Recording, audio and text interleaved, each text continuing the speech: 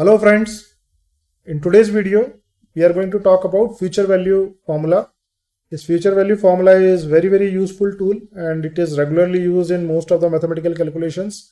So the syntax of this formula is FB and variables are rate, NPR, PMT, PV and type. We will discuss each one of these variables as in the due course. So this formula calculates the future value of an investment based on a constant interest rate and payment.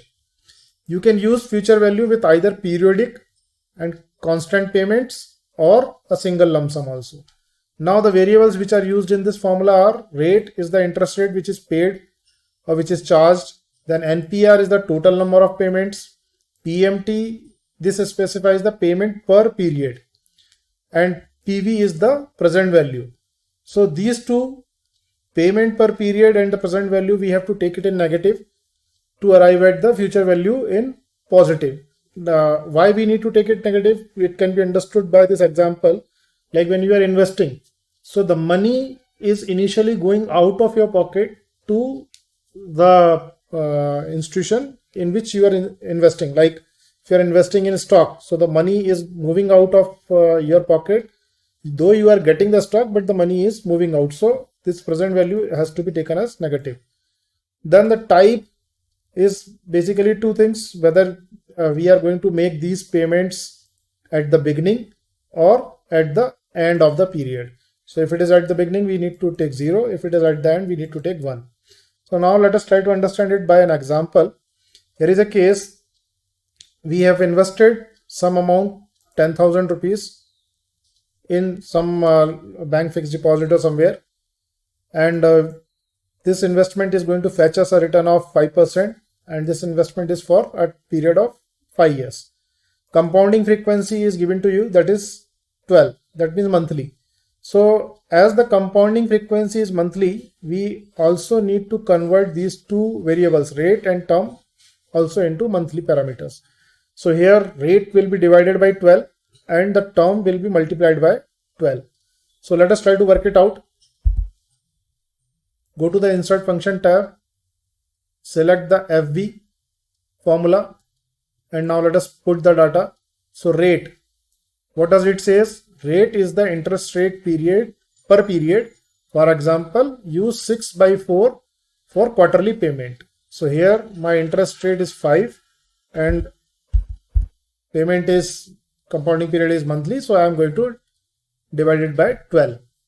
Then NPR is the total number of payment period in the investment.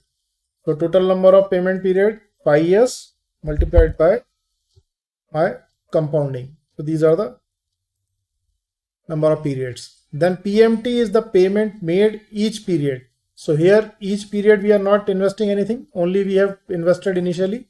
So that is the present value. PV is the present value or the lump sum amount. So here the lump sum amount is 10,000. Then type, we will take it at the end of the period. So we will take 0. Now you can see my value has come, but this has come in negative. Why this has come in negative? Because I have not taken care of these 2 points. These 2 amounts have to be in negative when we are investing. So we can change it.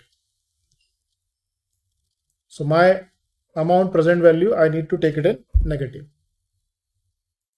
And then I can see that I have invested 10,000 and I will get a future value of 12,833 after the end of 5 years at an interest rate of 5%, where the compounding frequency is monthly. Then second is accumulating money at monthly interval for future purchase. So here we are assuming that we are going to buy a car in future date. For that we are accumulating some money. So initially we have deposited some lump sum, that is 10,000, and then the interest rate is 5%, term is 5 years, compounding again is 12, that is monthly.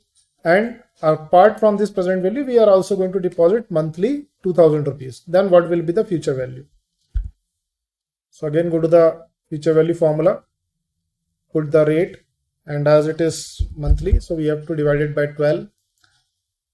The total number of payment period also needs to be multiplied by 12. Then payment per period is 2000, present value is 10,000, and type is 0. Here again we have to convert this payment per period and present value of lump sum investment in negative. So I am going to get 1,48,845 after this period. So I hope this formula is clear to you. So thanks for watching my video and please subscribe.